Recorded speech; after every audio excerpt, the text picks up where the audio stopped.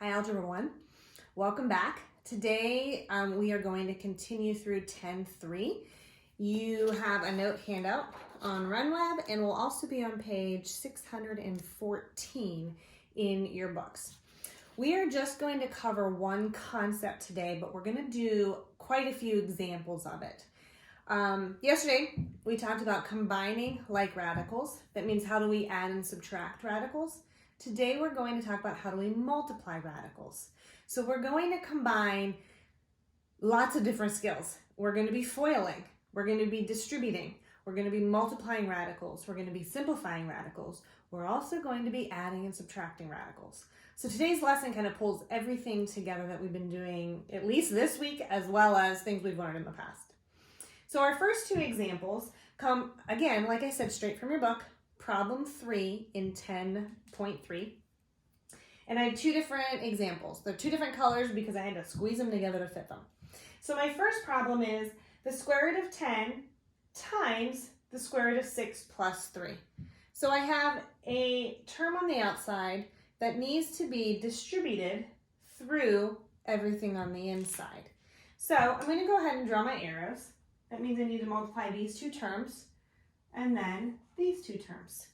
One term times two terms is going to give me two terms my first run through. Then, of course, I know I need to simplify, clean up, do whatever I need to make sure my answer is in good final form. But first, let's distribute. So my first two things I'm going to multiply are the square root of 10 times the square root of 6. Well, using my multiplication property of radicals, that means I get the square root of 60. So far, so good. Then I'm going to multiply and get 3 square roots of 10. If I take the square root of 10 times 3, it just gives me 3 times the square root of 10. There's no way to simplify that yet. Okay, at this point I see I have two terms, so I know I at least distributed. I know I didn't lose anything in the process. Well, now I need to simplify.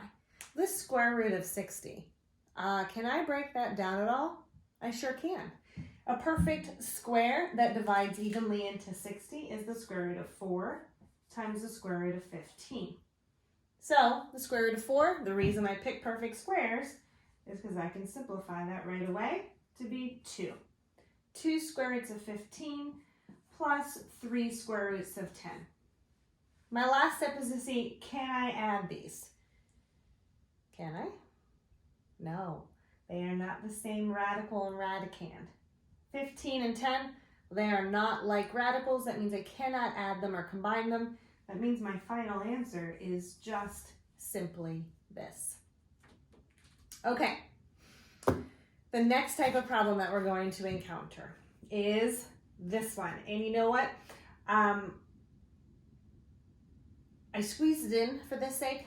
I'm going to go ahead and erase this problem so I can spread out a little bit so that you can see my writing and be able to read it. Okay, so that was example 1. We're going to get rid of that. What makes the second example harder, and maybe you have already noticed it, is the fact that I have two terms times two terms. Well, we've been doing those for a long time. We call those binomials. A binomial times a binomial. Two terms times two terms means I'm going to get 4 terms my first time through. Well, how do we do these? Well, we learned how to use distribution. We learned how to use a table, and we learned the FOIL method. I'm going to use the FOIL method. So I'm going to go ahead and I'm going to expand this so we can see each of these 4 terms I'm going to come up with. First, outside, inside, last. You should feel very, very comfortable with that. So if I do my firsts, I have the square root of 6 times the square root of 6. Let me go ahead and write that down just to make this a little bit easier. I'll exaggerate the expansion, show you every step, every possible way to go through the cleaning up. And then as you start doing these, you can start doing more and more in your head. I'm going to leave that for now. My outsides would be the square root of 6 times the square root of 3. And again, like I said, I'm not going to clean it up yet. My insides, negative 2 square roots of 3 times 6, or square root of 6. So So it would be negative 2 square roots. Sorry, I told you I wasn't going to clean them up yet. So we have negative 2 square roots of 3, oh my goodness, times the square root of 6. Getting sloppy. Okay.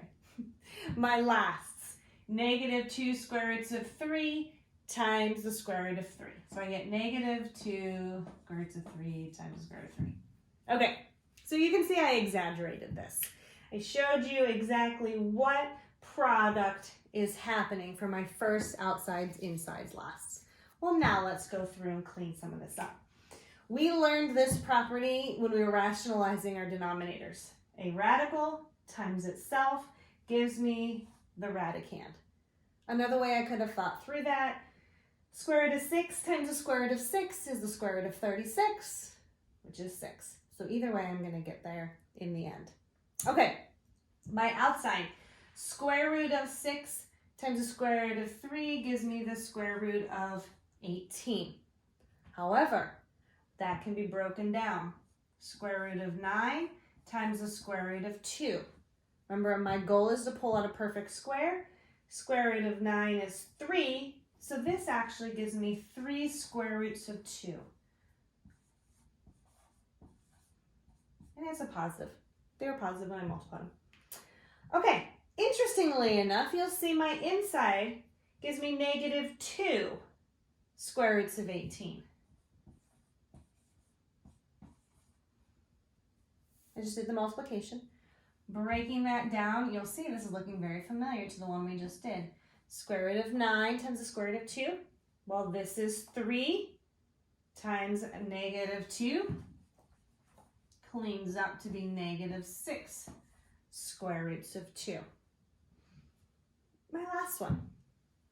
Square root of 3 times the square root of 3. Either way you think through it, it gives me my radicand or the square root of 9, which is 3. Either way you get there the same way, or the same answer in the end. So negative 2 times 3 is negative 6.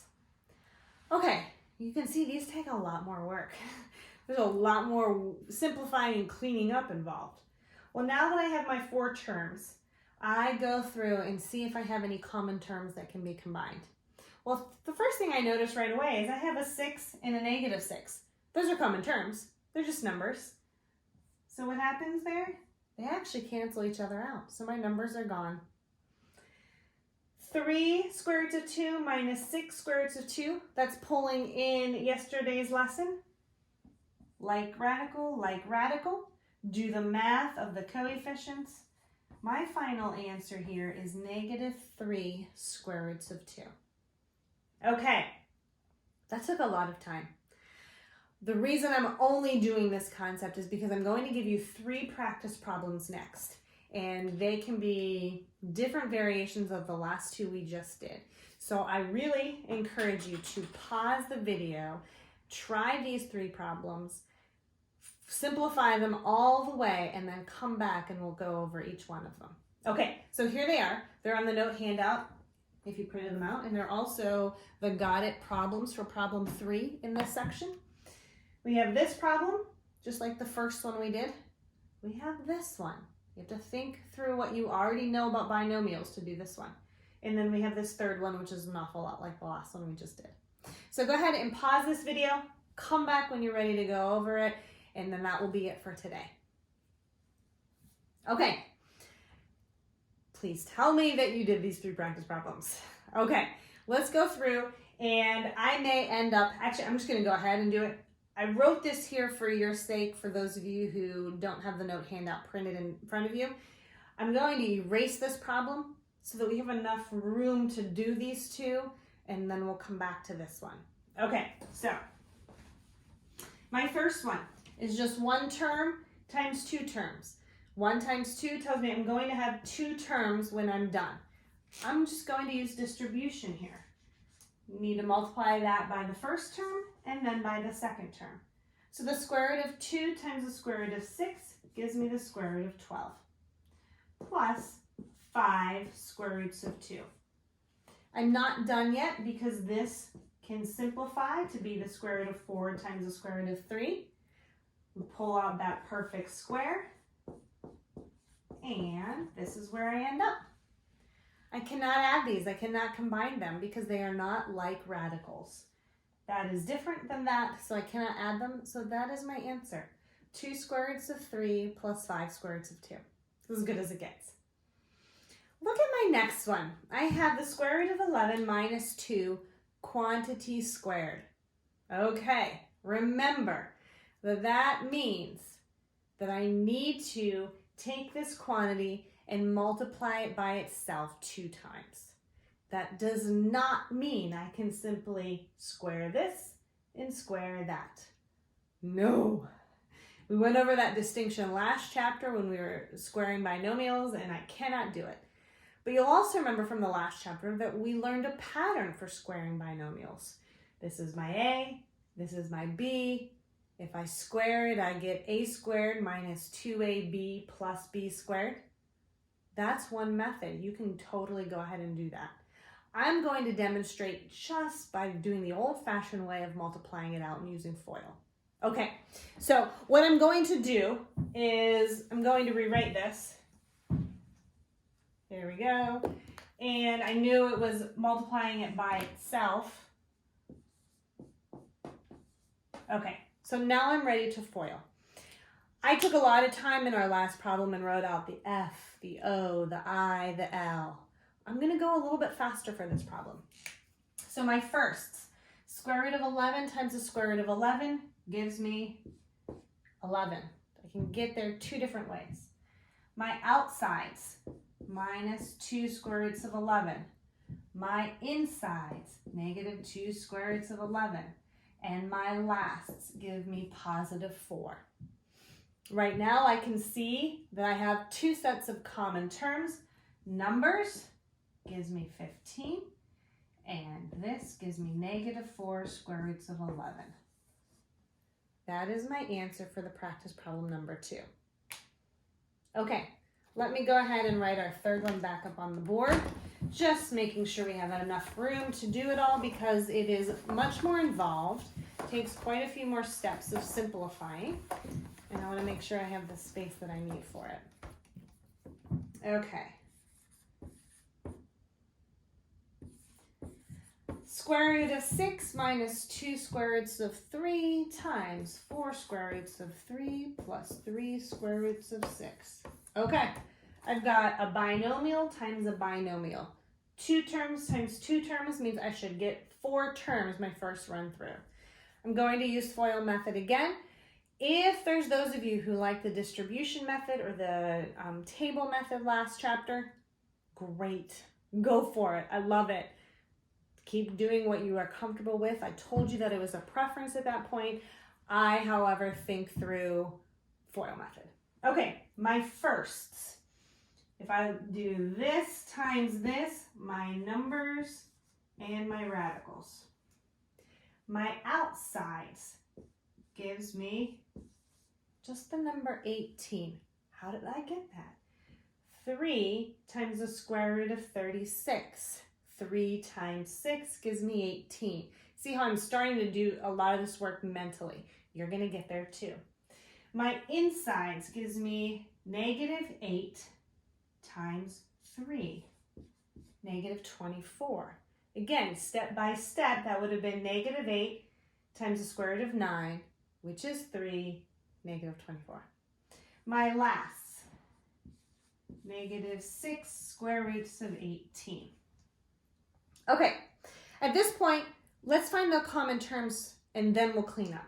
Well, right now I have 2 numbers here. 18 minus 24 gives me negative 6, and I'm done. I'm crossing them out so I don't lose track.